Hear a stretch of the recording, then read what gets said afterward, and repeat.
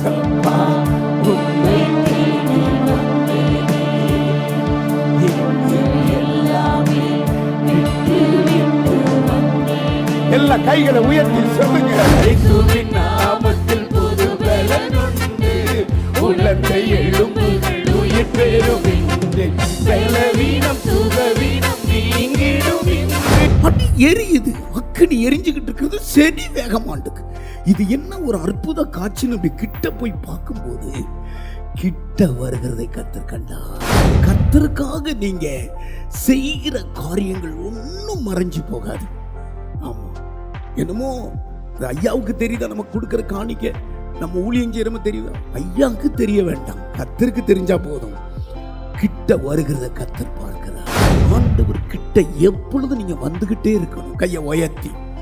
ஹல்லேலூயா. கஷ்டமா, கண்ணீரா, வேதனையா, பிரச்சனையா, ஆண்டவர்கிட்ட வரணும். அவர் வாசல் திறந்து வச்சிருக்கிறார்.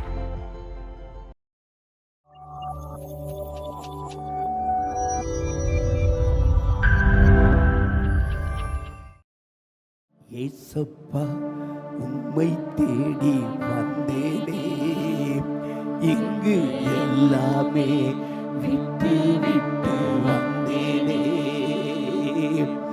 ஏசப்பா உம்மை தேடி வந்தேனே, இங்கு எல்லாமே விட்டு விட்டு வந்தேனே. எனக்கெல்லாமே நீர்தானே, என் வாழ்வெல்லாம் நீர்தானே. என் சொந்தம் பந்தம் யாவும் நீர்தான். ஏசப்பா உம்மை தேடி வந்தேனே, இங்கு எல்லாமே விட்டு விட்டு வந்தேனே. எல்லா கைகளை உயர்த்தி ஏசப்பா உம்மை தேடி வந்தேனே, இங்கு எல்லாமே விட்டு விட்டு வந்தேனே. அப்படியே கைகளை அசைத்து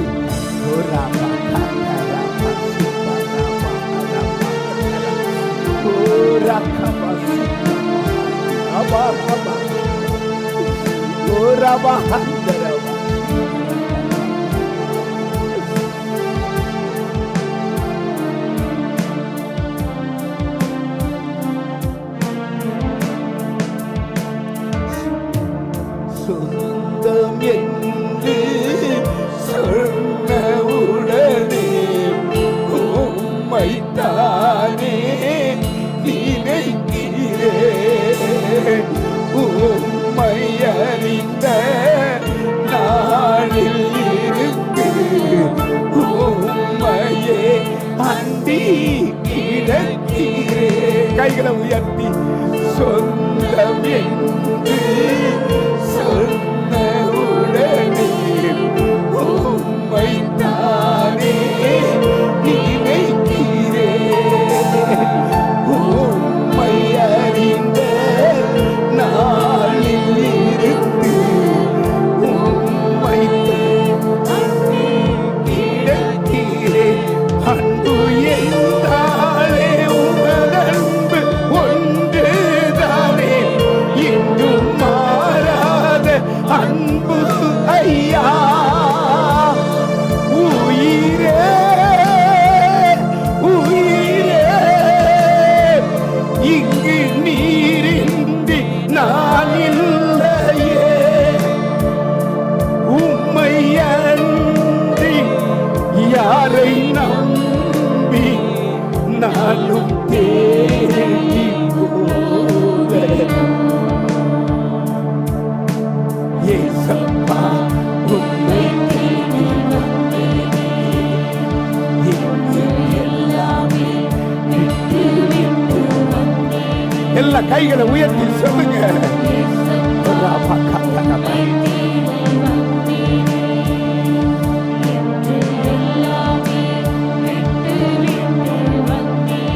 கைகளை அசைத்து தேவ பிரசனத்தை உணருங்க.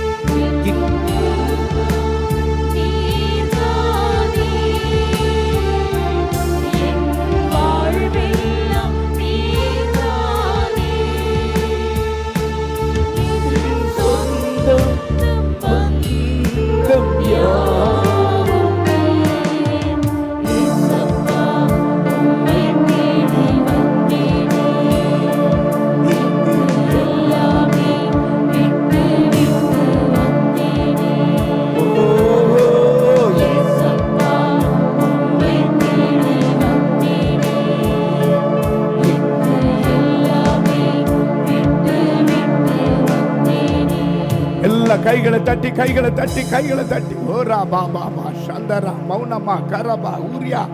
இயேசு எவ்வளவு நல்லவர். அவரை பின் சென்றவங்களுக்கு எத்தனை அற்புதம் செய்கிறார்.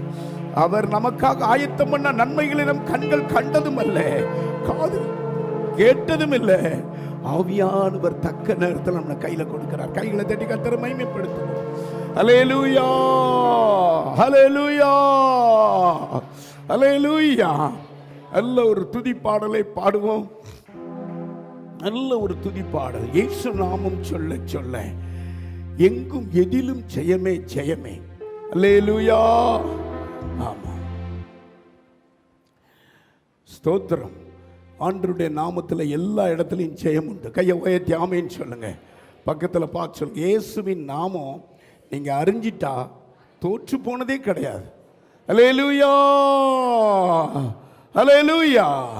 இயேசு நாமம் சொல்ல சொல்ல எங்கும் எதிலும் ஜெயமே ஜெயமே. இயேசு நாமம் சொல்ல சொல்ல எங்கும் எதிலும் ஜெயமே ஜெயமே. ஹல்லேலூயா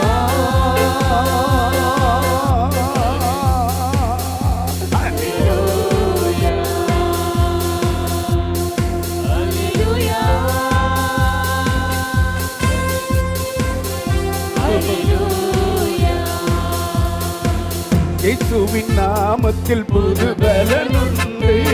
உலர்ந்த எலும்புகள் உயிர் பெறும் இன்று. இயேசுவின் நாமத்தில் புது பலனுண்டு. உலர்ந்த எலும்புகள் உயிர் பெறும் இன்று. பலவீனம் சுகவீனம் நீங்கிடும் இன்று. உன்னத வல்லம் இறங்கிடும் இன்று. தெய்வீக சுகமுண்டு நம் இயேசுவின் நாமத்திலே.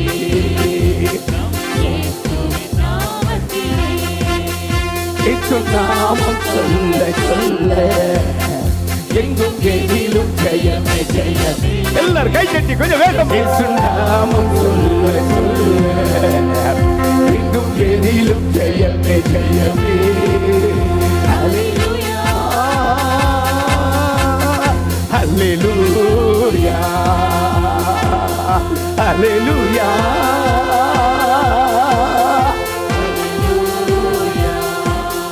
மியூசிக் எல்லாம் கைத்தட்டி எல்லாம் ஆண்டவரை சேனை போல ருசித்து ஆராதிக்க வேண்டும். அவர் செய்த நன்மைகள் ஏராளம் ஏராளம் ஏராளம்.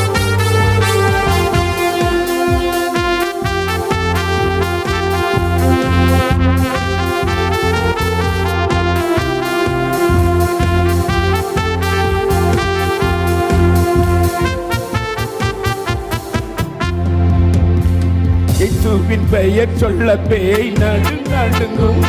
அசுத்த ஆவிகள் அகன்றே ஓடும். இயேசுவின் பெயர் சொல்ல பேய் நடுங்கும். அசுத்த ஆவிகள் அகன்றே ஓடும். அந்தகார வல்லமை அழிந்தே போகும். சாத்தானின் கோட்டைகள் தகர்ந்தே நொறுங்கும். பிசாசை ஜெயித்திடுவோம். உற்சாகமாய் பாடுங்க.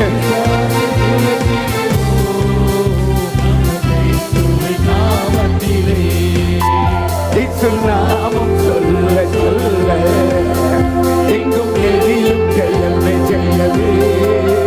இயேசு நாமம் சொல்ல சொல்ல எங்கும் எதிலும் ஜெயமே ஜெயமே. ஹல்லேலூயா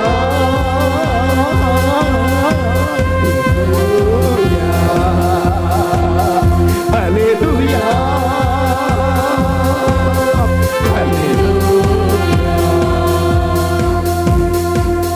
எல்லாம் கை தட்டி எல்லாம் பின்னால முன்னால எல்லாம் கை தட்டி.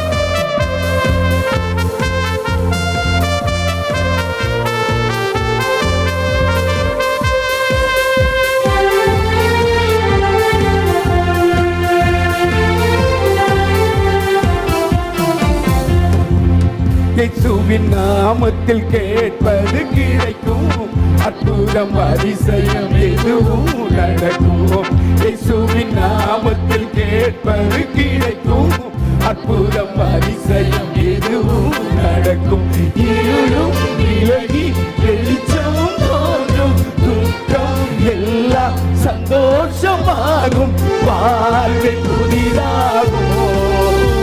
நம் இயேசுவின் நாமத்திலே, நம் இயேசுவின் நாமத்திலே, இயேசு நாமம் சொல்ல சொல்ல எங்கும் எதிலும் ஜெயமே ஜெயமே. ஓ ஓ ஓ நாமம் சொல்ல சொல்ல glory to God. வானம் திறக்கிறது. ஓ ஹalleluya ஹalleluya ஹalleluya ஹalleluya ஹalleluya ஹalleluya ஹalleluya ஹalleluya.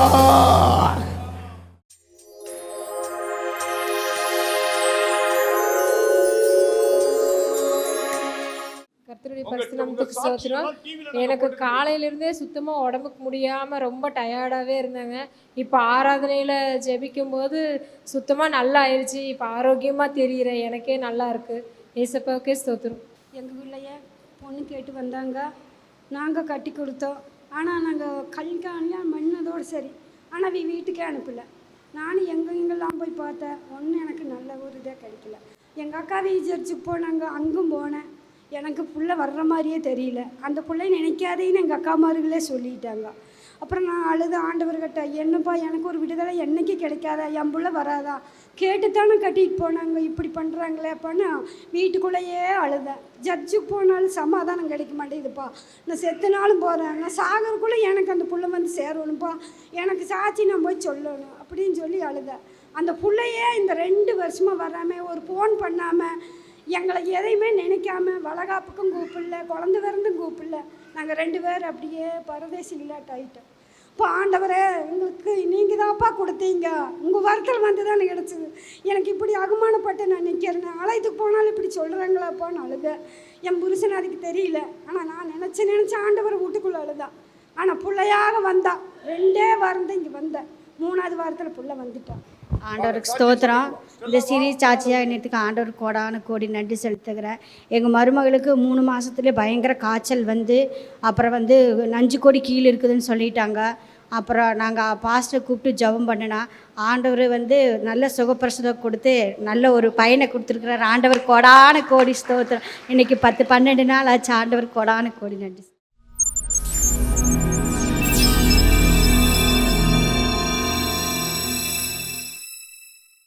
அங்கே கர்த்தருடைய தூதனானவர் ஒரு முட்செடியின் நடுவில் இருந்து உண்டான அக்கினி ஜுவாலையிலே நின்று அவனுக்கு தரிசனமானார். அப்பொழுது அவன் உற்று பார்த்தான். முட்செடி அக்கினியினால் ஜுவாலித்து எரிந்து அது வெந்து போகாமல் இருந்தது. அப்பொழுது மோசே, இந்த முட்செடி வெந்து போகாதிருக்கிறது என்ன? நான் கிட்ட போய் இந்த அற்புத காட்சியை பார்ப்பேன் என்றான். அவன் பார்க்கும்படி கிட்ட வருகிறதை கர்த்தர் கண்டார். முட்செடியின் நடுவில் இருந்து தேவன் அவனை நோக்கி மோசே மோசே என்று கூப்பிட்டார். அவன் இதோ அடியேன் என்றான். இந்த செய்தியினுடைய தலைப்பு, கிட்ட வருகிறதை கர்த்தர் கண்டார். அல்லேலூயா.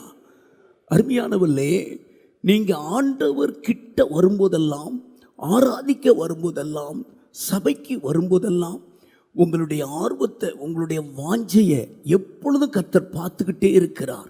இன்னைக்கு இந்த செய்தியின் தலைப்பு, கிட்ட வருகிறத கர்த்தர் கண்டார். கைகளை உயர்த்தி அல்லேலூயா அல்லேலூயா. கிட்ட வருகிறதுல ஒரு திருப்தி இருக்கவே கூடாது, ஆசையாகத்தான் இருக்கணும். ஆமாம், நம்ம துதிச்சிட்டோம், நம்ம படிச்சிட்டோம், ஒரு பாட்டு தெரிஞ்சிட்டு, ஒரு பிரசங்கம் தெரிஞ்சிட்டு, பேயை துரத்திட்டு, ஒன்றும் இதில் திருப்தியே வரக்கூடாது. இன்னும் கிட்ட கிட்ட கிட்ட கிட்ட கிட்ட கிட்ட கிட்ட போய்கிட்டே இருக்கணும். கர்த்தர் அதை பார்த்துக்கிட்டே இருப்பார். கைகளை உயர்த்தி ஒரு லேலியா சொல்லுங்க. இந்த இடத்துல பார்த்தீங்கன்னா நம்முடைய சர்வ வல்லமையுள்ளவருடைய பாரத்தை, தேவனுடைய பாரத்தை கவனிங்க. இந்த மோசே சுமந்தான். மோசே என்றால் ஜலத்தில் எடுக்கப்பட்டவன், மோசே என்றால் பார்வோனின் மகன். அவன் ஒரு எபிரியனாய் இருந்தாலும் பார்வோன் வீட்டில் அவன் வளர்க்கப்பட்டான். 40 ஆண்டு தங்கத்தட்டில் அவன் சாப்பிட்டான், தங்க வஸ்திரம் உடுத்தினான், தங்க கிரீடம் அவனுக்கு இருக்கப்பட்டது. கோடி கோடி ஜனங்களுக்கு அவன் ஒரு ராஜாவாக இருந்தான். அவனுடைய தாய் அந்த 3 மாதம் அளவும் அவனை மறைச்சி வளர்த்துட்டு நைல் நதியில் போட்டுட்டான். பார்வோனின் குமாரத்தி குளிக்க வரும் பொழுது அந்த பெட்டியை திறந்து பார்த்தா சிவந்த மேடியோட அழகாக ஒரு பையன் இருக்கிறான். எடுத்துட்டு வந்து எனக்காக இது வளர்த்து கொடு, பால் மறக்கும் வரைக்கும்னு அவன் தாய் தான் வளர்த்து கொடுத்தா. கவனிக்கிறீங்களா? பார்வோன் வீட்டில் சகல கலையும் கத்து தெரினான். அப்போஸ்தலர் எழுதின புஸ்தகம் 7வது அதிகாரம் 22வது வசனத்தில் எகிப்தியருடைய சகல சாஸ்திரத்திலையும் வாக்கிலும் செய்கையிலும் அவன் வல்லவனாய் மாறினான். வாசிங்க. மோசே எகிப்தியருடைய சகல சாஸ்திரங்களிலும் கற்பிக்கப்பட்டு வாக்கிலும் செய்கையிலும் வல்லவனானான். கையை உயர்த்தி ஒரு அல்லேலியா சொல்லுங்க. ஒரு ராஜாக்கு எப்படி ராஜாவுடைய பிள்ளைக்கு என்னென்ன கலை கற்றுக் கொடுக்கணுமோ அத்தனை கற்றுக் கொடுத்துட்டார். எல்லாத்துலேயும் தேறினவன் மோசே. எல்லாம் அவனுக்கு கீழே தான் அநேக வேலைக்காரிகள் இப்படி இருக்கிறார், ஒரு குறையும் இல்லை.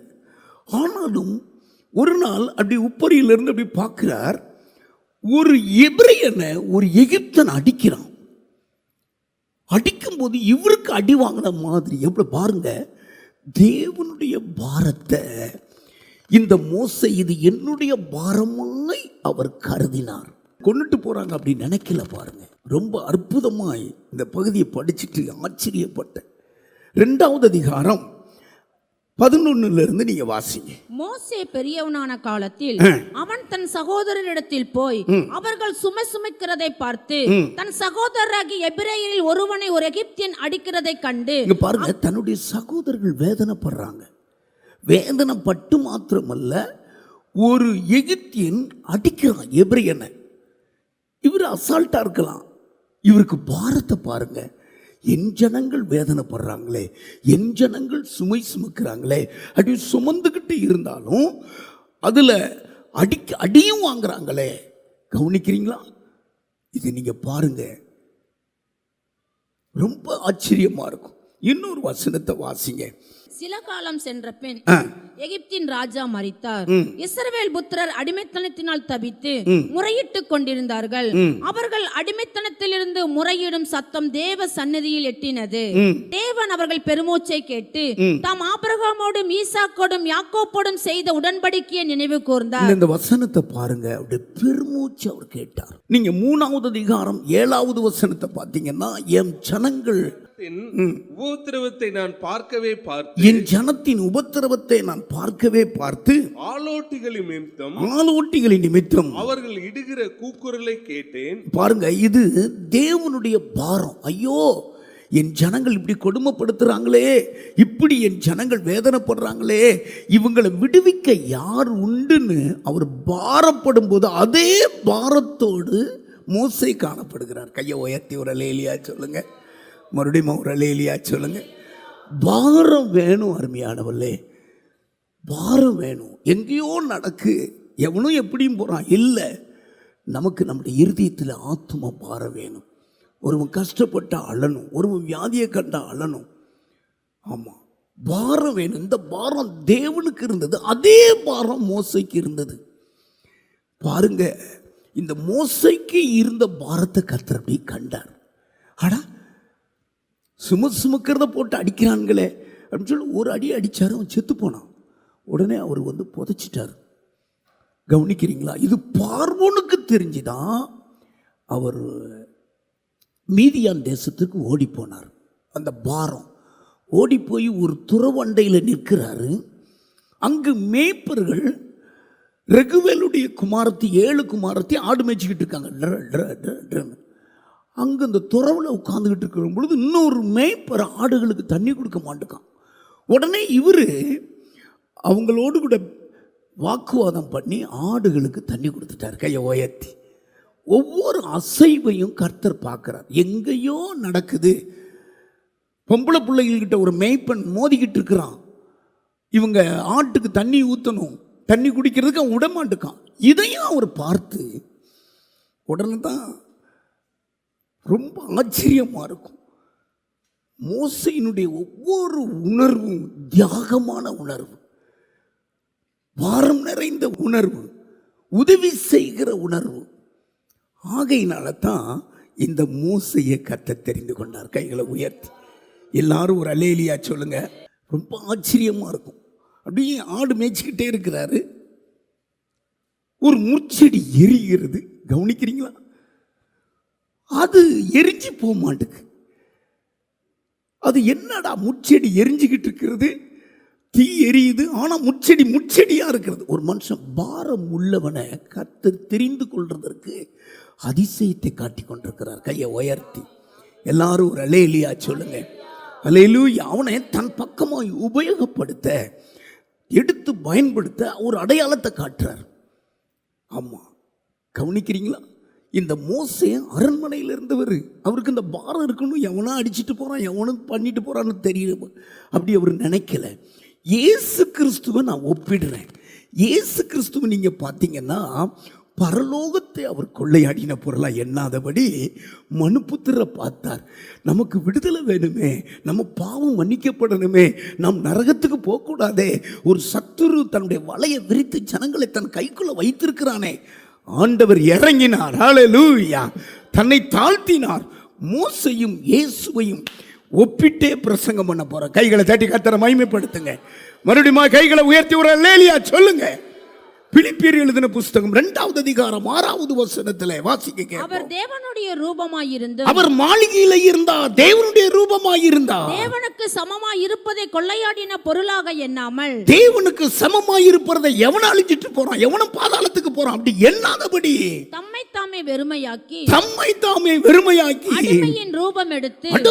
மோசே அரண்மனையில உலாவிக்கிட்டு இருந்தவர் தானே, ஏன் இறங்கி வரணும்? ஆத்தும பாரம். எங்கேயோ மேய்ப்பர்கள் சண்டை போட்டுக்கிட்டு இருக்கிறாங்க பொம்பளை பிள்ளைகள்கிட்ட, நமக்கு என்னடா அப்படின்னு இல்லை. அதில் ஒரு நியாயம் செய்ய போகிறார். ஒவ்வொரு அசைவையும் ஆண்டுடைய 7 கண்கள் கவனித்து கொண்டிருக்கிறது. பக்கத்தில் பார்த்து சொல்லுங்க, நம்முடைய ஆண்டவருக்கு 7 கண்கள் இருக்கிறது. இப்போ பாருங்க, இப்போ ஆடு மேய்ச்சிக்கிட்டு இருக்கிறார். அவருடைய எத்ரோ தன்னுடைய மாமனாருடைய ஆடை மேய்க்கிறார். அப்படி மேய்ச்சிக்கிட்டு இருக்கிற பொழுது கர்த்தர் ஒரு மனுஷனை தெரிந்து கொள்றதற்கு, கவனிங்க, ஏதோ நீங்களா அங்கே வரல. கவனிக்கிறீங்களா? நீங்களே இங்கே வரல, கர்த்தர் உங்களை கொண்டு வந்திருக்கிறார். இதில் மாபெரும் திருப்தி வேணும். கையை உயர்த்தி. முள்ளு செடி என்னைக்கும் பார்க்குற முள் செடி தான். முள் செடியை சுற்றிலும் புல்லு முளைஞ்சிக்கிட்டு இருக்கிறது. அந்த செடி அப்படி எரியுது, அக்கினி எரிஞ்சுக்கிட்டு இருக்கிறது. செடி வேகமாண்டுக்கு. இது என்ன ஒரு அற்புத காட்சின்னு அப்படி கிட்ட போய் பார்க்கும்போது கிட்ட வருகிறதை கர்த்தர் கண்டார். அல்லேலூயா, அல்லேலூயா. அக்கினி என்றால் இயேசு கிறிஸ்து தான் அக்கினி. ஆமா, அக்கினி அவர்தான். யோவான்ஸ்தானகன் சொல்லுகிறார், எனக்கு பின்னால ஒருவருடைய பாதரட்சியை நான் சுமக்கிறதுக்கு பார்த்தேன்ல, நான் ஜலத்தில் கொடுக்கிறேன், எனக்கு பின்னால ஒருவர் வராரு, அவர் அக்னியில உனக்கு ஞானஸ்தானம் கொடுப்பா. அவருடைய கண்கள் அக்னி, அக்னி போட வந்து அது இப்பொழுதே பற்றி எரிய வேண்டும் என்று விரும்புகிறேன். கைகளை உயர்த்தி அக்னி, தன்னையே அக்னியாய் மோசைக்கு காட்டுகிறார். இது என்ன அற்புத காட்சின்னு உள்ள போகும்போது சொல்றார், மோசே மோசே, நீ நிற்கிற ஸ்தலம் பரிசுத்த ஸ்தலம், உன் பாதரட்சியை கலட்டி போடு. பாருங்க என்ன அற்புதம். கிட்ட வருகிறத கர்த்தர் கண்டார். கைகளை உயர்த்தி எல்லாரும் ஒரு அல்லேலூயா சொல்லுங்க. மறுபடியும் ஒரு அல்லேலூயா சொல்லுங்க. அல்லேலூயா. கர்த்தருக்காக நீங்க செய்கிற காரியங்கள் ஒன்றும் மறைஞ்சு போகாது. ஆமா, என்னமோ ஐயாவுக்கு தெரியுதா நமக்கு கொடுக்குற காணிக்க, நம்ம ஊழியம் செய்யறோமோ தெரியுதா? ஐயாவுக்கு தெரிய வேண்டாம், கர்த்தருக்கு தெரிஞ்சா போதும். கிட்ட வருகிறத கர்த்தர் பார்க்கிறார். அல்லேலூயா. எத்தனை பேர் சந்தோஷமா இருக்கீங்க? அல்லேலூயா. புதிய ஏற்பாட்டில் கிட்ட வருகிறத கர்த்தர் பார்த்தார். பரதலேமே பிச்சை எடுத்துக்கிட்டு இருக்கிறான். தாவீதின் குமாரனே எனக்கு இறங்குன்னு சொல்றாரு. ஆனாலும் அவனை கூட்டிட்டு வான்னு அவன் கிட்ட வருகிறத கர்த்தர் பார்த்து, நான் சொல்றேனே, ஆண்டவர் கிட்ட எப்பொழுது நீங்க வந்துகிட்டே இருக்கணும். கையை உயர்த்தி அல்லேலூயா. கஷ்டமா, கண்ணீரா, வேதனையா, பிரச்சனையா, ஆண்டவர்கிட்ட வரணும். அவர் வாசல் திறந்து வச்சிருக்கிறார். கிட்ட நீங்க வரணும். ஒரு இடி இடிச்சு சொல்லுங்க, கிட்ட வருகிறத கர்த்தர் பார்க்கிறார். அல்லேலூயா. கிட்ட கிட்ட கிட்ட சேர்ந்துக்கிட்டே இருக்கணும். கையை உயர்த்தி ஒரு அல்லேலூயா சொல்லுங்க. அல்லேலூயா. எல்லாரும் ஒரு அல்லேலூயா சொல்லுங்க. ஆமா, இன்னும் கிட்ட கிட்ட சேரணும். ஒரு 10 காரியத்தை சொல்லிட்டு 3 பேர் கிட்ட வந்து ஆசீர்வாதத்தை பெற்றுக்கிட்ட ஒரு காரியத்தை நான் உங்களுக்கு சொல்ல போறேன். கிட்ட வர வர தேவனுடைய ஆசீர்வாதத்தை நீ பரிபூர்ணமாய் பெற்றுக்கொள்ளுகிறாய். ஆமேன் சொல்லுங்க. கிட்ட வர வர நீ தேவனுடைய பரிசுத்தத்தை நீ பரிபூர்ணமாய் பெற்றுக்கொள்ளுகிறாய். கிட்ட வர வர ஆத்தும பாரத்தை நீ பெற்றுக்கொள்ளுகிறாய். கிட்ட வர வர வரங்களையும் வல்லமைகளையும் பெற்றுக்கொள்றீங்க. கிட்ட வர வர பாவமும் சாபத்திலிருந்து கர்த்தர் உங்களுக்கு விடுதலை தருவார். கிட்ட வர வர வியாதி வேதனையிலிருந்து கர்த்தர் விடுதலை தருவார். கிட்ட வர வர அற்புதங்களையும் அதிசயங்களையும் கண்ணால நீங்கள் பார்த்து அனுபவிக்கலாம். ஹல்லேலூயா. நீங்கள் கிட்ட வர வர தேவனுடைய கோபமும் தேவனுடைய கண்டிப்பும் ஜனங்களை விட்டு விலகி போகிறது. நீங்கள் கிட்ட வர வர வர தேவனை முகமுகமாய் பார்க்கலாம். மோசையை போல தேவனை முகமுகமாய் பார்த்தது வேற யாரும் கிடையாது. கிட்ட வர வர வர உங்களுடைய வாழ்க்கையில ஒரு உண்மையான வாழ்க்கை வாழலாம். கையை உயர்த்தி. ஆமா, மோசே என் வீட்டில் எங்கும் உண்மையுள்ளவன். ஆமா, இந்த முட்செடி வெந்து போகாதிருக்கிறது என்ன, அதை கிட்ட போய் பார்ப்போம் என்று அந்த கிட்ட வரும் பொழுது கர்த்தர் அவனை கண்டார். கைகளை உயர்த்தி அல்லேலூயா. தேவனுடைய சமூகத்துக்கு தேவ பிள்ளைகள் கிட்ட கிட்ட கிட்ட கிட்ட வரணும். என்னிடத்தில் வருகிறவனை நான் புறம்பே தள்ளுவதில்லை என்று இயேசு தன் கையை விரிச்சு சொல்லியிருக்கிறார். அதனால இன்னும் நம் கிட்ட கிட்ட கிட்ட நெருங்கணும். இப்போ இருக்கிற அந்த ஜெபம் பத்தாது, இப்போ இருக்கிற வேத அறிவு பத்தாது, இப்போ இருக்கிற இந்த பரிசுத்தம் பத்தாது, விசுவாசம் பத்தாது. இன்னும் நீங்க கிட்ட கிட்ட வரணும். கிட்ட வரும் பொழுது ஃபர்ஸ்ட் நான் ஒன்று சொல்றேன், கர்த்தரே தெய்வம் என்று நிரூபிக்க முடியும். எந்த தேவ பிள்ளைகள் தேவன் கிட்ட வராங்களோ அப்பொழுது கர்த்தரே தேவன், கர்த்தரே தேவன் என்று ஒவ்வொருவருக்கும் கர்த்தர் நிரூபித்து காட்டுவார். கர்த்தரை விட்டு ஒருபோதும் நீங்கள் பின்வாங்கக்கூடாது. வசனத்தை வாசிங்க. 1 ராஜாக்கள் எழுதின புஸ்தகம் 18வது அதிகாரம் 30வது வசனத்தை நான் வாசிக்க எலியா சகல ஜனங்களையும் நோக்கி, அப்பொழுது எலியா சகல ஜனங்களை நோக்கி என் கிட்டே வாருங்கள், என் கிட்டே வாருங்கள் என்றார். சகல ஜனங்களும் அவன் கிட்டே வந்தபோது, சகல ஜனங்களும் அவன் கிட்டே வந்தபோது தகர்க்கப்பட்ட கவுனிங்க. கையை உயர்த்தி. இந்த சம்பவத்தை நீங்கள் பார்த்தீங்கன்னா கவுனிங்க. ஆகாப்பு மனைவி யேசபேல் தேவனுடைய பலிபீடங்கள் எல்லாம் இடிச்சிட்டா. கர்த்தருடைய தீர்க்கதரிசி எல்லாம் கொலை செஞ்சிட்டா. உபதியா என்ற கர்த்தருக்கு பயப்படுற மனுஷன் ஒரு 100 தீர்க்கதரிசிகளை 50 பேராய் அவர் ஒழித்து வைத்திருக்கிறார். கவனிக்கிறீங்களா? இப்பொழுது இஸ்ரவேல் ஜனங்கள் எல்லாம் யேசபேலுக்கு பயந்து பாகாலை ஆராதிக்க ஆரம்பிச்சிட்டாங்க. தேவனுடைய பிள்ளைகள் ஒருவரும் கிடையாது. எலியாவை தவிர யாரும் கிடையாது. இப்போ ஆகாப்புக்கு முன்னால எலியா தோன்றி சொல்லுகிறார், உனக்கும் எனக்கும் ஒரு டீலிங் வச்சுக்கிடலாம். எல்லா ஜனங்களும் உன் பக்கமா நிற்கிறாங்களே, இவ்வளவு சீக்கிரமாக உன்னுடைய ராட்சியம் தேவனை மறக்க வைக்குது என்று சொல்லி கவனிங்க. 2 காளையை நீ தெரிஞ்சுக்கோ. நீங்க பாகாலின் தீர்க்கதரிசி 450 பேர் இருக்கீங்க, நான் ஒருவன் நிற்கிறேன்னு சொல்றார். கவனிக்கிறீங்களா? ஒரே ஒரு எலியா, உபதியா கூட ஓடி ஒளிஞ்சிட்டார். ஆகாப் ராஜாக்கு முன்னால சவால் எடுக்கிறார். 2 காளையை தெரிஞ்சுக்கோ. சந்து சந்தா நீ அதை வெட்டி விரவு அடுக்கி பலிபீடம் கட்டி நீ கூப்பிடு. அந்த தெய்வம் வந்து பதில் கொடுத்துட்டா, அந்த பலியை அங்கீகரிச்சுட்டா, நானே சாஷ்டாங்கமாக விழுந்துடுறேன் அப்படின்னு அங்கீகரிக்கவில்லை என்றால் அடுத்து என்னுடைய திட்டம் இதே மாதிரி ஒரு காளையை நான் வைப்பேன். அதாவது பலிபீடம் கட்டி விறகு அடுக்கி அதில் 12 கற்களில் அதெல்லாம் சொல்கிறார். 12 கற்கள் எடுப்பேன், விறகு அடுக்கி நானும் கர்த்தரே தெய்வம் என்று கூப்பிடும் பொழுது அக்கினி வந்து பழிய பட்சிக்கும். இதுதான் அவங்க ஒப்பந்தம் பாருங்க.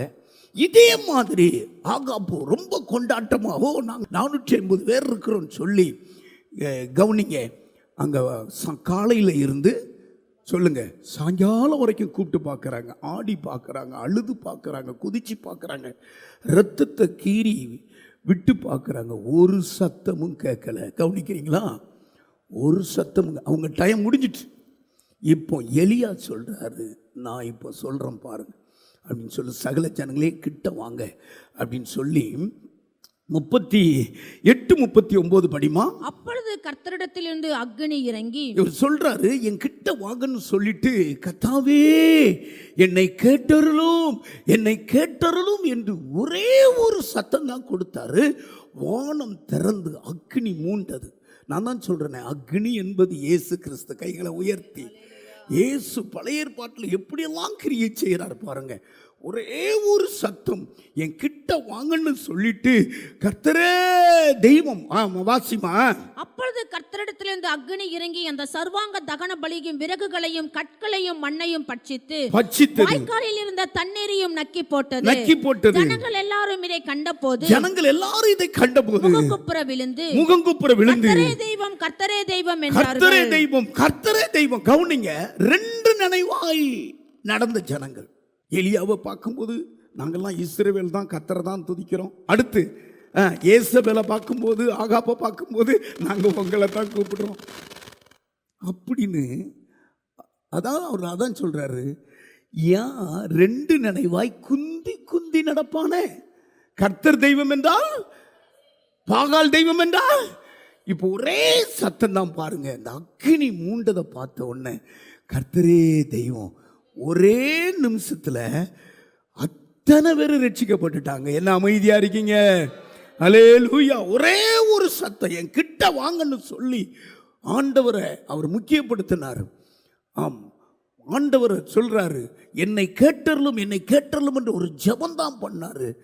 ஆகாப்பு தீர்க்கதரிசிகள் பார்க்க இந்த எலியா வைத்திருந்த அந்த பலிபீடத்தினுடைய காளையை அக்கினி வஞ்சது பட்சித்தது. பின்வாங்கி போன அத்தனை பேரும், ஆமா எல்லாரும் ஒரே நிமிஷத்துக்குள்ள எழுப்புதல் வந்துருச்சு. கையை உயர்த்தி, நீங்க முக்கியம். பக்கத்தில் பார்த்து சொல்லுங்க, நீங்க கர்த்தர் பட்சமாய் வந்தா பின்வாங்கி போனவன் எல்லாரும் கர்த்தர் கூட்ட வந்துடுவான். அல்லேலூயா. உங்களை எல்லாம் பார்த்துக்கிட்டே இருக்கிறாங்க. ஜனங்கள் உங்களை பார்க்குறாங்க. நீங்க பைபிள் எடுக்கிறத பார்க்குறாங்க, நீங்க போறது வர்றத பார்க்குறாங்க. நீங்க உறுதியா இருந்தா போதும். ஒரே ஒரு எலியா பின்வாங்கின அத்தனை இஸ்ரவேலரையும் கர்த்தர் பக்கமாய் கொண்டு வந்தான். ஏன் 2 நினைவாய் குந்தி குந்தி நடக்கிறீங்க? எச்சரித்தார். கர்த்தர் தெய்வம் என்றால் கர்த்தரை பின்பற்றுங்கள், பாகால் தெய்வம் என்றால். கேட்டு ஒரே வார்த்தை சொல்றாரு. அந்த வசனம் வாசிக்கிறியாமா? தேவரீர் எங்கள் இருதயத்தை மறுபடியும் திருப்பினீர் என்றும் இந்த ஜனங்கள் அறியும்படிக்கு என்னை கேட்டருளும் என்றான். அல்லேலூயா. கைகளை உயர்த்தி உரலே வீட்டில் போய் வாசித்து பாருங்க. கொஞ்ச நேரத்தில் ஒரு அக்கினி வந்து பட்சித்தது. பலியை பட்சித்த உடனே ஆகாப்புல இருந்து பாகால் தீர்க்கதரிசி வரைக்கும் குப்பர விழுந்தார்கள். கையை உயர்த்தி அல்லேலூயா. ஒரே நிமிஷத்துல பயங்கரமான எழுப்புதல் கிட்ட வருகிறதுனால, பக்கத்தில் பார்த்து, கிட்ட வருகிறத கர்த்தர் பார்க்கிறார், எழுப்புதலை கொடுக்கிறார். கையை உயர்த்தி, கிட்ட வருகிறத கர்த்தர் பார்க்கிறார். பின்வாங்கி பாகால் பக்கமாக நின்றவர்கள், சுமந்தவர்கள் எல்லாம் ஆண்டவர் பக்கமாக வந்துட்டாங்க. நீ கிட்ட வரணும். 1904 அக்டோபர் 31 இங்கிலாந்து தேசத்தில் இருக்கிற வேல்ஸ் என்கிற ஒரு பட்டணத்தில் ஒரே ஒரு மனுஷன் 26 வயது கொண்ட ஈவன் ராபர்ட் மூலமாய் மாபெரும் எழுப்புதல் வந்தது. இந்த புஸ்தகத்தை படிச்ச அக்கினி மூண்டது. 17 வயசுல இருந்து ஜோமனிட்டு இருந்தாராம். பயங்கரமாய் பாவம், வேசித்தன பாவம், விக்கிரக ஆராதனை, குட்டி, பயங்கரமான அந்த பட்டணம் கொலை வெறியினால பாதிக்கப்பட்ட பட்டணம். ஒரே ஒரு மனுஷன், அவங்க அம்மா நான் ஜெபம் பண்ண போகிறேம்மா, ஜனங்களுடைய பாரம் என் இறுதித்தை அடைக்குதுமா, நான் நைட்டில் சாப்பிட்டுக்கிறேன்.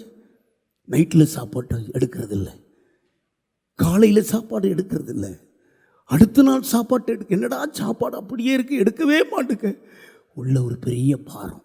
இப்படி ஒரு 3 நாள் ஜெபம் பண்ணிட்டு அங்கே ஒரு சிறிய ஆலயத்தில் போய் மெத்தடிஸ்ட் சர்ச்சு, ஹல்லேலூயா, ஜான் வெஸ்லி மூலமாக அனலும் இல்லாமல் குளிரும் இல்லாமல் வயசான ஆட்கள் இருந்த ஒரு 10 பேருக்குள்ளே போய் இவர் வந்து அந்த பாரத்தோடு பிரசங்கம் பண்ணியிருக்கிறாரு. அந்த புஸ்தகம் சொல்லுது, அந்த நாளெல்லாம் சர்ச்சுக்குள்ளே ஜனங்கள் வந்துட்டு மார்க்கெட்லேருந்து ஜனங்கள், பஸ் ஸ்டாண்ட்லேருந்து ஜனங்கள், அந்த ஆலயத்தில் 3000 10,000 லட்ச ஜனங்கள் குமிஞ்சிட்டாங்க கையை உயர்த்தி. ஆமாம், குற்றங்கள் மாறியது. பக்கத்தில் பார்த்து, குற்றங்கள் மாறியது. குடிகாரம் மனம் திரும்பினா, கொலை செய்கிறவன் மனம் திரும்பினா, போலீஸ்காரங்களுக்கு வேலையே இல்லாமல் போச்சு. எங்கும் எழுப்புதல். கையை தட்டி கர்த்தரை மகிமைப்படுத்துங்க. அதே எழுப்புதல், எலியாவை பார்த்து வந்த எழுப்புதல் 1904 அக்டோபர் 31 மாபெரும் எழுப்புதல். அந்த எழுப்புதல் தான் கொரியாவுக்கு வந்தது. ஒரு எழுப்புதலை பார்த்து தான் முன்னேறினாங்க. நம்முடைய சபைக்குள்ள எழுப்புதல் பட போகிறார். எப்போ?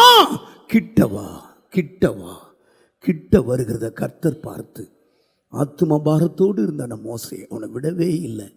அவனுக்கு தன்னை வெளிப்படுத்துகிறார். அக்னியா வெளிப்படுத்தி அவன் மூலமாய் 30 லட்சம் ஜனங்களை விடுதலை செய்கிறார்.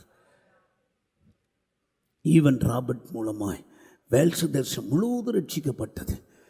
ஹல்லேலூயா, கர்த்தர் நல்லவர். இன்னும் ஒரு முறை கிட்ட வரும்பொழுது பட்டணமே காக்கப்படுகிறது. வாசிங்க.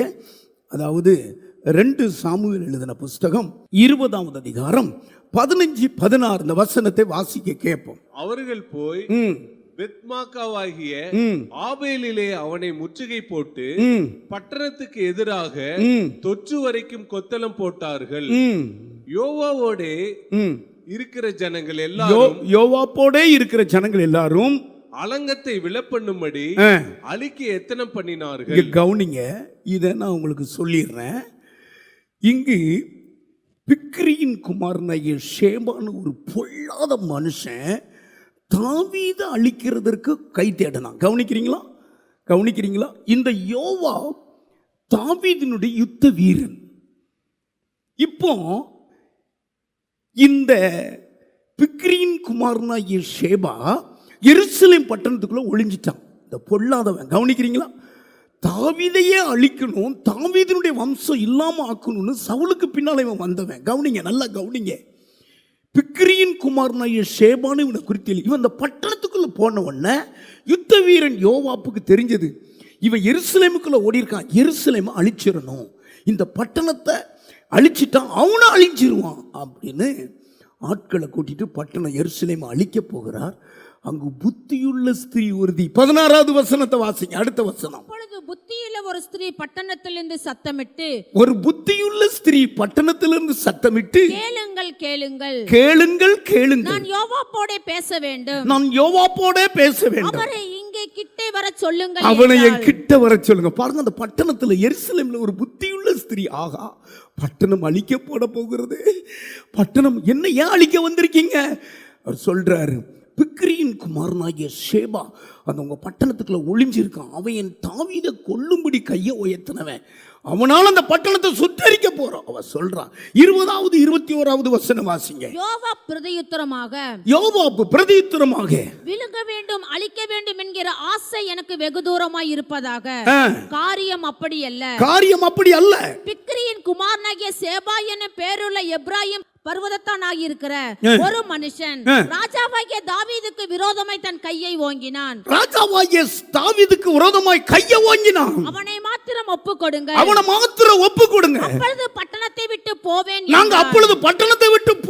சொன்னாங்க. அப்பொழுது அந்த ஸ்திரீ யோவாப்பை பார்த்து, இதோ அவன் தலை மதில் மேல் இருந்து உம்மிடத்திலே போடப்படும். யோவாப்பே, நீ பட்டணத்தை அழிக்க வேண்டாம். பிக்ரியின் குமாரனாகிய ஷேபா தானே, மதில் கிட்ட நெல்லு, அவன் தலையை கீழே போட்டு விடுறேங்கிறா கையை உயர்த்தி.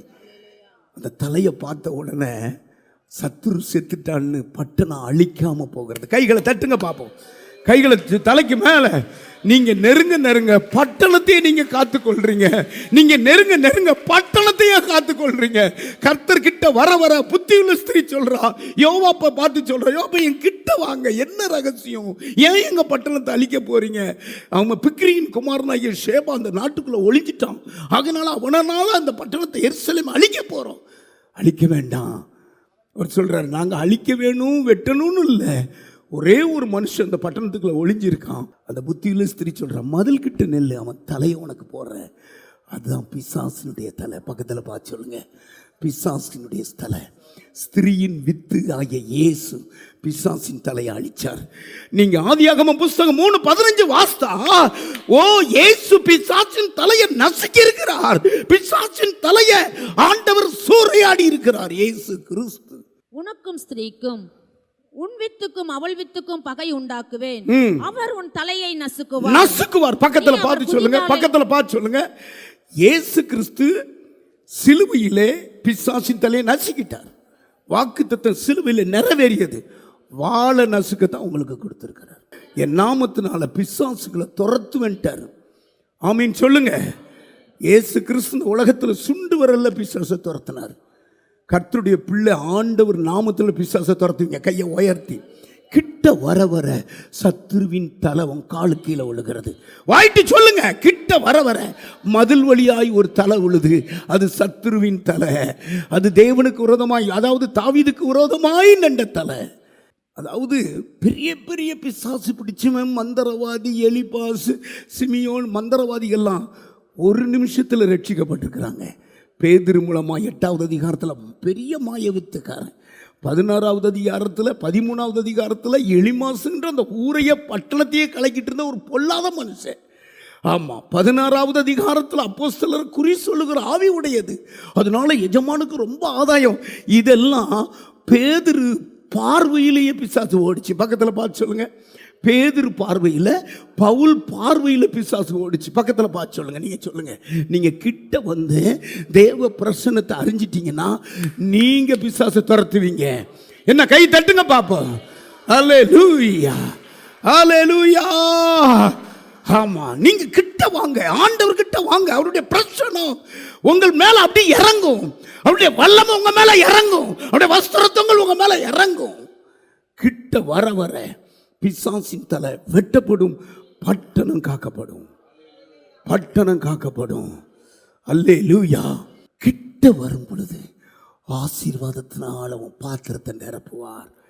கிட்ட வரும் பொழுது, மகனே உன் வறட்சி தீரலையா, உன் எதிர்பார்ப்பு நடக்கலையா, இன்னும் எனக்கு நான் இப்படி பற்றாக்குறை, கிட்டவா கிட்டவா, பரிபூர்ண ஆசீர்வாதத்தை கர்த்தர் உனக்கு தரப்போறார். ஆதியாகம புஸ்தகம் 48வது அதிகாரம் 9வது வசனத்தை நான் வாசிக்க கேட்போம்.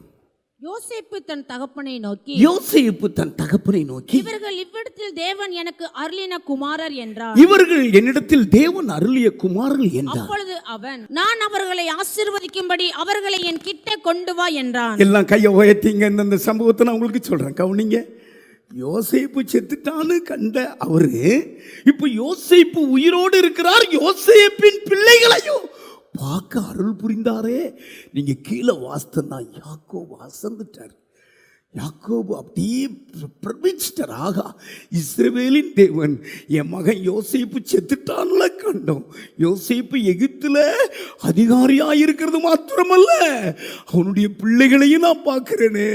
அவனை கிட்ட கொண்டு வாப்பா, நான் ஆசீர்வதிக்கணும். என்ன ஆச்சரியம். 19வது வசனத்தை வாசித்தீங்கன்னா அந்த பிள்ளைகளை அப்படி அப்படியே ஆசீர்வதிக்கிறார். வாசிமா.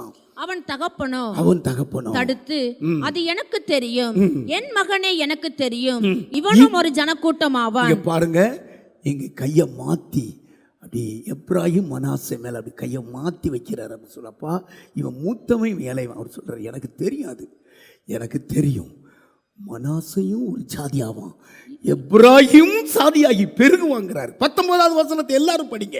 அவன் தகப்பனோ தடுத்து, அது எனக்கு தெரியும், என் மகனே எனக்கு தெரியும், இவனும் ஒரு ஜனக்கூட்டம் ஆவான், இவனும் பெருகுவான், இவனுடைய தம்பியோ இவனிலும் அதிகமாய் பெருகுவான், அவனுடைய சந்ததியார் திரளான ஜனங்கள் என்னப்படும். கவனிக்கிறீங்களா? ஐயோ, இந்த ஆசீர்வாதம் அப்படியே பலிச்சது. அப்போஸ்தலர் எழுதின புஸ்தகம் 3வது அதிகாரம் 26வது வசனத்துல இந்த தேசத்தின் சாபத்தை, ஒவ்வொரு மனுஷனுக்குள்ள இருக்கிற சாபத்தை, அவனுடைய பற்றாக்குறையை, அவனுடைய துக்கத்தை, துன்பத்தை மாற்ற ஒருவர் வேகமாய் வந்தார். அவர் உங்கள் எல்லாரையும் உங்கள் பொல்லாங்குகளிலிருந்து விலக்கி, உங்களை விலக்கி, உங்களை கையை நீட்டி சொல்லுங்க, விரலை நீட்டி சொல்லுங்க, உங்களை ஆசீர்வதிக்கும்படி தன் பிள்ளையாகிய இயேசுவை எழுப்பி முதலாவது உங்களிடத்திற்கு அனுப்பினார். எல்லாம் இப்ப எந்திரிங்க, தலையில கை வைங்க. இயேசு மூலமா தான் ஆசீர்வாதம். இயேசு கிட்ட நெருங்குங்க, கிட்ட நெருங்குங்க. முதலாவது கிட்ட நெருங்கும் போது கர்த்தர் தெய்வம் என்று நீங்க, அதாவது பின்வாங்கி போனவங்க எல்லாம் கர்த்தர் பக்கம் வர்றான். இரண்டாவது கிட்ட வரும் பொழுது சொல்லுங்க, பட்டணம் காக்கப்படுகிறது. மூன்றாவது கிட்ட வரும் பொழுது பரிபூர்ண ஆசீர்வாதம். இயேசு கிறிஸ்து உங்களை ஆசீர்வதிக்க வந்த தெய்வம். தலையில கை வைங்க. ஓ, நம்ம சாபத்தெல்லாம், நம்முடைய அக்கிரமங்கள் எல்லாம் சிலுவையிலே தீர்த்தாரே. ஓ ராபா பாபா, நமக்கு ஓ எதிரடையாக இருந்த கட்டளைய அதன் நடுவில் இல்லாதபடி குலைத்து, ஓ துரைத்தனங்களையும் அதிகாரங்களையும் உறிந்து கொண்டு வெளியரங்கமான கோலமாக்கி சிலுவையிலே வெட்டி சிறந்தாரு. கையை உயர்த்தி கிட்ட வருகிறத கர்த்தர் கண்டா. நீ ஜெபிக்க வருகிறத கர்த்தர் பாப்பா, நீ உபவாசிக்கிறத கர்த்தர் பாப்பா, கர்த்தருக்கு நான் ஆத்துமாதாயம் பண்ணுகிறத கர்த்தர் பாப்பார். ஆகா, இந்த மகன்லவா எனக்கு வேணும். நீ கிட்ட வர வர வர பின்வாங்கி போனவங்க எல்லாம் கர்த்தர் தான் தெய்வம், கர்த்தர் தான் தெய்வம் என்று ஏகோபித்து வருவாங்க. நீ ஆண்டவர் கிட்ட வர வர நீ இருக்கிற பட்டணம் காக்கப்படும். சத்துருவுடைய தலை மதில் வழியாய் கீழே விடும். பிசாசுடைய தலை இயேசு தெய்வமா இருக்கிறாரே. ஓ, அவர் நம்மை ஆசீர்வதிக்க வந்த தெய்வம். ஓ, கையை உயர்த்தி எல்லாரும் தலையில கை வைங்க. என்னென்ன ஆசீர்வாதம் வேணும் இயேசு கிட்ட தான் இருக்கிறது. ஓ ஹல்லேலூயா. அறிவு ஞானம் என்கிற பொக்கிஷம் இயேசு கிட்ட உண்டு. பரிபூர்ண சகல பரிபூர்ணமும் இயேசு கிட்ட இருக்கிறது. அவரை பிடிச்சுக்கோங்க. அந்த சிலுவையில தான் அந்த ஆசீர்வாதத்தை வைத்திருக்கிறார். சிலுவை காட்சியை பாருங்க. இந்த செய்தி எனக்கு தான். நான் இதுவரைக்கும் தூரமா இருந்துட்டேன், இனி கிட்ட நெருங்குவேன், கிட்ட நெருங்குவேன், கிட்ட நெருங்குவேன். நான் ஜெபம் பண்றதுக்கு கிட்ட நெருங்குவேன், வேதத்தை படிக்க கிட்ட நெருங்குவேன், ஆத்துமா அதையும் கிட்ட நெருங்குவேன். என் தேசத்தை அழிக்க விடவே மாட்டேன். ஆமா, கையை உயர்த்தி காட்டுங்க. அன்பார்ந்தவர்களே, ஒவ்வொரு ஞாயிற்றுக்கிழமையும் ஏராளமான ஜனங்கள் நமது ஆலயத்திற்கு வந்து விடுதலை, சுகம், ஆசிர்வாதம் மற்றும் சமாதானம் பெற்று செல்கின்றனர். நமது சபையின் ஆராதனை நேரங்கள்: ஒவ்வொரு ஞாயிற்றுக்கிழமை தோறும் முதலாம் ஆராதனை அதிகாலை 5 மணிக்கும், இரண்டாம் ஆராதனை காலை 7 மணிக்கும், மூன்றாம் ஆராதனை காலை 9 மணிக்கும், நான்காம் ஆராதனை மாலை 6:30 மணிக்கும் நடைபெறும். முதல் 3 ஆராதனைகளையும் நீங்கள் நேரடியாக சபையின் யூடியூப் வலைதளத்தில் உள்ள IPHH கிணத்துக்கடவு சேனலில் உலகத்தின் அனைத்து பகுதிகளிலும் இருந்து பார்த்து பயனடையலாம். சிறுவர்களுக்கான ஓய்வு நாள் பள்ளி முதலாம் ஆராதனையில் காலை 6 மணிக்கும், இரண்டாம் ஆராதனையில் காலை 8 மணிக்கும், மூன்றாம் ஆராதனையில் காலை 10 மணிக்கும் நடைபெறும். வாலிபர் கூடுகை ஒவ்வொரு மாதமும் முதல் ஞாயிற்றுக்கிழமை அன்று காலை 9 மணிக்கு வாலிபர்களுக்கான விசேஷித்த கூடுகை நடைபெறும். எண்ணெய் பூசி சுகமளிக்கும் வாக்குத்தத்த ஆராதனை ஒவ்வொரு மாதத்தின் 1ஆம் தேதி அதிகாலை 5 மணிக்கும் காலை 10 மணிக்கும் நடைபெறும். கட்டுகளை அவிழ்க்கும் உபவாச ஜெபம் ஒவ்வொரு மாதமும் 3ஆம் வெள்ளிக்கிழமை காலை 10 மணிக்கு நடைபெறும். இதில் ஒவ்வொருவருக்காக தனிப்பட்ட முறையில் பிரார்த்தனை ஏறெடுக்கப்படும். விடுதலை உபவாச ஜெபம் ஒவ்வொரு மாதமும் கடைசி சனிக்கிழமை அன்று காலை 10 மணிக்கு நம் தேசத்திற்காக பாரத்தோடு ஜெபங்கள் ஏறெடுக்கப்படும். ஒவ்வொரு வியாழக்கிழமை தோறும் ஆண்களுக்கான ஜெப கூடுகை புதிய ஆலயத்திலும், பெண்களுக்கான ஜெப கூடுகை பழைய ஆலயத்திலும் மாலை 7 மணிக்கு நடைபெறும். ஒவ்வொரு புதன்கிழமை அன்றும் வாலிப சகோதரர்களுக்கான ஜெப கூடுகை மாலை 7 மணிக்கு நடைபெறும். ஒவ்வொரு ஞாயிற்றுக்கிழமை அன்று வாலிப சகோதரிகளுக்கான ஜெப கூடுகை மாலை 5 மணிக்கு ஜூம் மீட்டிங்கில் நடைபெறும். நமது சபையில் தினமும் காலை 10 மணி முதல் 2 மணி வரை சபைக்காகவும் தேசத்திற்காகவும் ஜெபங்கள் ஏறெடுக்கப்படும். இக்கூட்டங்களில் கலந்து கொண்டு தேவ ஆசிர்வாதம் பெற யாவரையும் அன்புடன் அழைக்கிறோம். எங்களது முகவரி IPA ஜெப ஆலயம், சர்வம் தியேட்டர் பின்புறம், பொள்ளாச்சி மெயின் ரோட், கிணத்துக்கடவு, 642109. ஜெப உதவிக்கு 9443435618 9488873284. டிவி நிகழ்ச்சிகள் நமது சபையின் மூலம் பொள்ளாச்சி முழுவதும் 24 மணி நேரமும் ஜேகிங் டிவி ஒளிபரப்பப்படுகிறது. VK செட்டப் பாக்ஸில் 112வது சேனலிலும், TCCL செட்டப் பாக்ஸில் 152வது சேனலிலும், SCV செட்டப் பாக்ஸில் 217வது சேனலிலும், டாக்ஸ் செட்டப் பாக்ஸில் 62வது சேனலிலும் நமது சபையின் பாடல்கள், ஆராதனைகள், செய்திகள் ஒளிபரப்பப்படுகிறது.